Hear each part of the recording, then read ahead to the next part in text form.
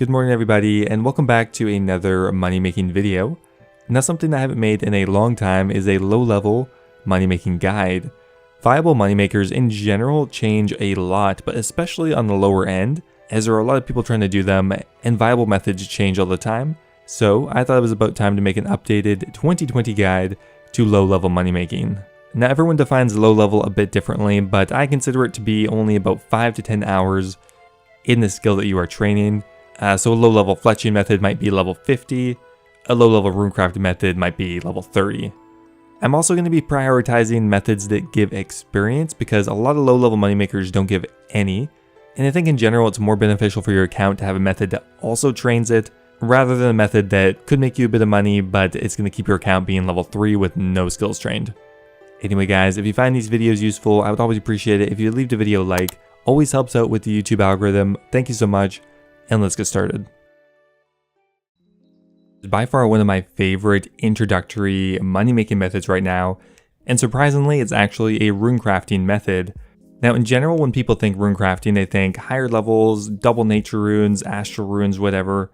Definitely not a low-level moneymaker, but over the last couple of months and years, crafting mud runes have become one of the best low-level moneymakers, and the actual requirements for this are extremely low-level. The only skill you actually need for this method is level 13 runecrafting to be able to make a mud rune. You also need to have completed rune mysteries to unlock the runecrafting skill at all. With that said though, there are some more recommended requirements.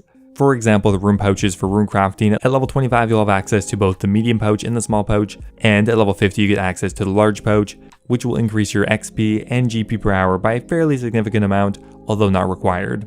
Now to use the teleportation methods that I am using, you'll need to have completed the dig site quest, and that will give you access to the dig site pendant. However, since there is no way to buy these, you actually have to enchant them yourself. There's kind of an innate requirement of 49 magic as well. Now equipped, you're going to want to have a earth tiara, a ring of dueling, and a binding necklace. The binding necklace is important, otherwise your mud runes or combination runes won't be created every time. You definitely want a binding necklace equipped, or else this method will really not work. Also, you want to keep in mind that the binding necklace only lasts for 16 uses, and we're going to be using 2 per run, which means the binding necklace will be destroyed at the same time your ring of dueling will, so just remember to go grab one of each of those again when they get destroyed. In your inventory, you're going to want any rune pouches that you have access to, a dig site pendant, you're going to want a stack of water runes as well as 2 water talismans. You will see why we need 2 in a minute. From here, we're just going to go to the bank and withdraw our pure essence. We're going to fill up our pouches, withdraw more pure essence. So here's what the run looks like. We're going to right click our dig site teleport, rub it, and then we're going to go to the dig site. From here we're going to run a little bit up to the northwest.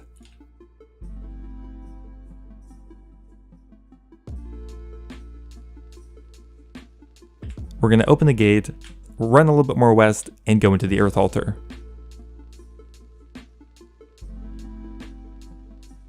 From here, we're going to use our water runes on the earth altar.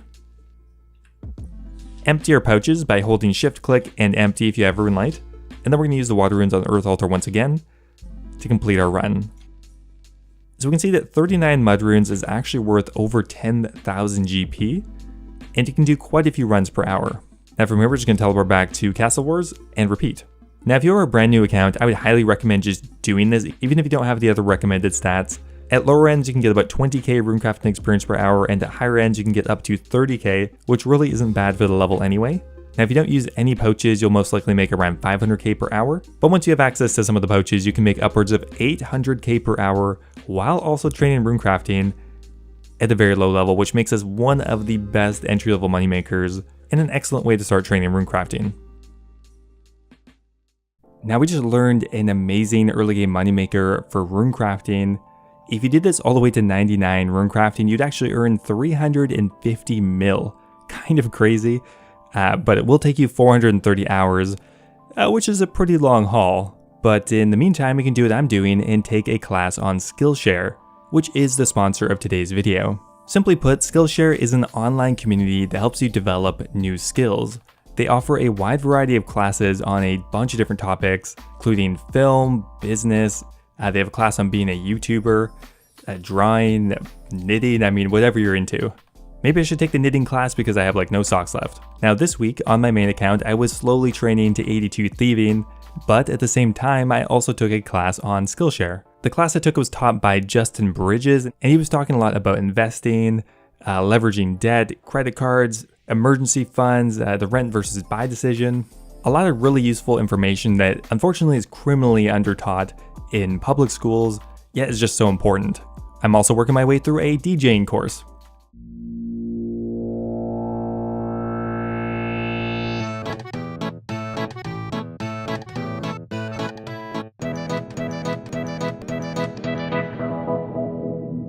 Possibly may need a little more practice on that one. Skillshare is always adding new classes, and it is less than $10 a month for a premium membership. With that said though, the first 1,000 people to use my link will actually get a 2-month free trial of Skillshare Premium, so you can try it out yourself. Don't forget to click on my link in the video description to go check it out yourself. And thank you very much to Skillshare for sponsoring today's video. Now next up here we have a really awesome low-level combat money-making method. Those aren't very common, as at low levels usually combat doesn't really get you anything, but this one is kind of a notable exception. What we're going to be doing is killing spidines, and it's a fairly weak monster with pretty low requirements to unlock. The only requirements here are to have completed the Tower of Life quest. I'd recommend at least 40 or 50 in all of your melee combats, although these can be killed with any combat style. Now one thing I would highly recommend, although it's not required, is to have completed the Ardoon Medium Diaries. Compared to some of these other things, this is kind of a hefty requirement. It does require the completion of multiple quests as well as 30 to 40 and quite a few different stats, but it's a good thing to shoot for and it will make this method a lot better. Essentially what it will do is it will note the drops you get from the spidines, really increasing the amount of drops you can get per hour. Now the reason that killing spidines is so good is they always drop red spider eggs in quantities of 3 to 6. Now spider eggs are worth a lot now, they're worth about 700 each, which means each drop could be worth somewhere between 2 and 4k. Now as far as equipment goes, you just want your best melee gear. You don't really need anything special. Right now I'm just wearing a dragon scimitar, full rune, and an amulet of glory. Now if you've completed the Ardoon Medium Diary, you'll have access to the Ardoon Cloak, which offers an unlimited teleport very close by. I'd also equip a Ring of Dueling. In your inventory you're going to want 13 raw sardines and 13 red spider eggs, a super strength and super attack potion. From here we're going to teleport to the Kandarin Monastery, which is a pretty close teleport. We're just going to run a little bit to the northwest, and we'll be at the Tower of Life. Now alternatively, you can teleport to the fairy ring code DJP, whatever is more convenient. From here, we're going to enter the Tower of Life. We're going to go into the downstairs area, and then from here, we're going to go to the southwest. Now down here, you're going to see a machine called the Symbol of Life. All you have to do is click on it to activate it, and it will take one of your raw sardines and one of your red spider eggs, and it's going to spawn a abomination of a sardine and a spider. Just drink your combat potions and kill it. Pretty simple. Once it's dead, you're just going to activate the Symbol of Life again and repeat. Make sure to pick up the noted drop or the unnoted drop depending on your situation, and you're just going to do the entire inventory. Now the amount of money per hour here you can make is going to be very dependent on your combat level, because that is directly affecting the speed that you can kill them. But once you get the hang of this and at higher combat levels, you can get actually 500k per hour here, which is amazing for such a low level combat moneymaker. Often it is better than killing green dragons, and there's zero risk to this. Okay, so there we go, we finished up our inventory. As it is a pretty good inventory, we're going to end up with 56 red spider eggs. From here, we're just going to teleport back to Castle Wars, Bank, and repeat. Just in case you're interested, that one inventory was worth 40,000 GP, and only cost us about 8k, which means that's about 32k in profit. So a pretty excellent way to train up your combat stats at lower levels while also making a significant amount of money. Okay, so next up here we have a smithing money-making method, and one that can really scale up the more you do it. Now I am of course talking about the blast furnace. Now smithing in the blast furnace really has a very low requirement. At level 15 smithing, you're actually able to smith iron here, which is actually fairly profitable. So really the only two actual requirements here are 15 smithing and having at least started the giant dwarf quest.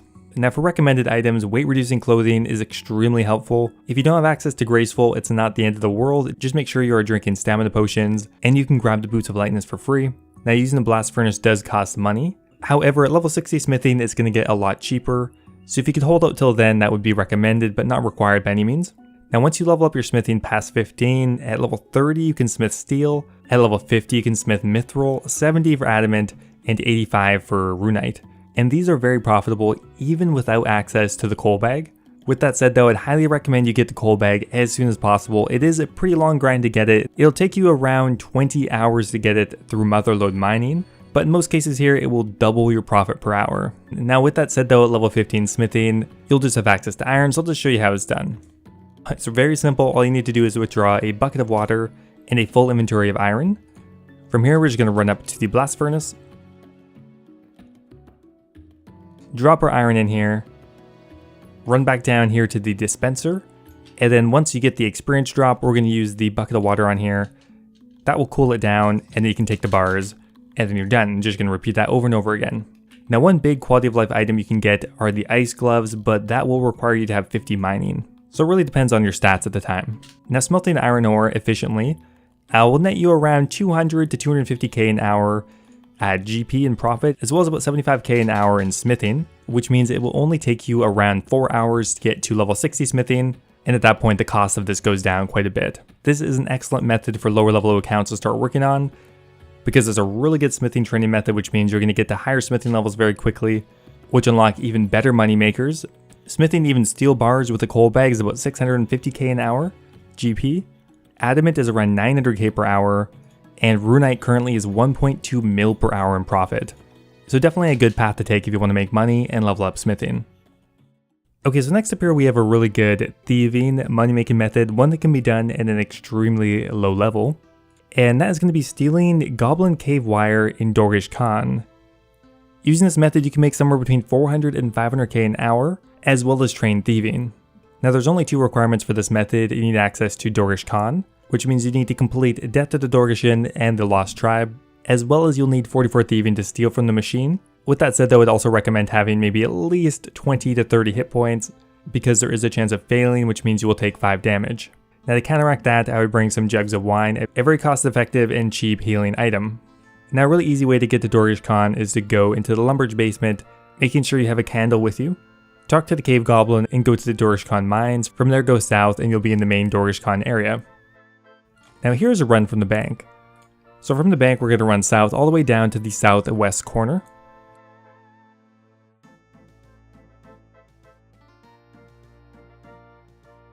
Now once you get down to the southwest corner you'll see an anvil and a furnace. Go up and then down the 2 stairs here. And there you are at the machine. All you have to do is grab the wire off here and in 6 seconds it will respawn. Now having a look at Goblin Cave wire, it's worth 1.1k each, and you can get this very quickly. Now like I said, you can make around 400 to 500k an hour doing this, and you'll also gain around 8,000 thieving experience per hour. No, it's not a very good thieving training method, but it is something. And if you start this at level 44, you will get thieving levels pretty quickly. Okay, so there we go, we got a full inventory. Let's just run back to the bank. So getting that inventory only took a few minutes, and we got 31k in our inventory. Not bad for a low level moneymaker. Compared to these other ones, it's not much of a training method, but extremely easy to do, fairly low intensity, and pretty good money considering the level. Now the final method I want to talk about today is actually a fletching method, and that is fletching ruby bolts, although making diamond bolts is also extremely good. Now this method is really good. It does have a bit of a higher requirement. To make ruby bolts you need 63 fletching, and to make diamond bolts you need 65. Keep in mind though that fletching is a really quick skill to level up, so it really won't take you that long to get to level 63, and it's pretty much profitable the whole way. Now the great thing about fletching bolts is it's a really good money making method as well as a really good training method. The only drawback to this money maker is it requires quite a bit of startup capital, which means to buy all the supplies to do this for an hour you'll need about 7 or 8 mil. With that said though, if you have way less than that, that's no problem. You'll just have to do it in separate chunks. So for example here, we've spent 1 mil on 3,000 of each of these. Now all I have done is bought and sold a ruby bolt tip, and an adamant bolt. Now we are combining ruby bolt tips into adamant bolts, and we can see that currently there's a profit of 18 per bolt made. And it's going to be as simple as just using them together. You can make 10 at a time, and it's a pretty AFK way to train as well. Now one important thing to keep in mind with this method is you always want to price check the items first. Sometimes this will be very profitable and other times not, but you really want to check in advance before you go ahead and buy a bunch of materials. Otherwise you could lose money. Now currently by fletching ruby bolts we can make about 450k per hour. On top of that it's also possible to get about 170,000 experience per hour in fletching, which is a pretty damn good method considering it's profitable. The only other notable drawback to this method that's worth mentioning is there are buying limits on the Grand Exchange that do prohibit you from doing this for more than about half an hour at a time, but if you plan in advance, it's not a big deal. Anyway guys, that is going to be it for today's video. Those are 5 low-level moneymakers I would highly recommend because they are good money per hour, and they'll also start training your account, which I think is really important. There are a lot more out there. Those are just the ones I've done recently that I think are pretty good. I hope you guys enjoyed the video and found it interesting. If you want to see more videos like this, let me know with a comment down below. Now before I go here, I want to give a massive thank you to Kush Patel, who just subscribed as a Dragon tier over on YouTube, as well as a huge thank you to Nathan Ashworth, Double Talk, and Heathen Lock Games. Thank you for making the dream possible. I appreciate you guys so much. If anyone's looking for another way to support the channel, becoming a YouTube member is an excellent way to do so. You'll get access to a custom role over on Discord, access to my video release schedule, and of course being mentioned in my videos. Thank you so much guys, and I'll see you next time.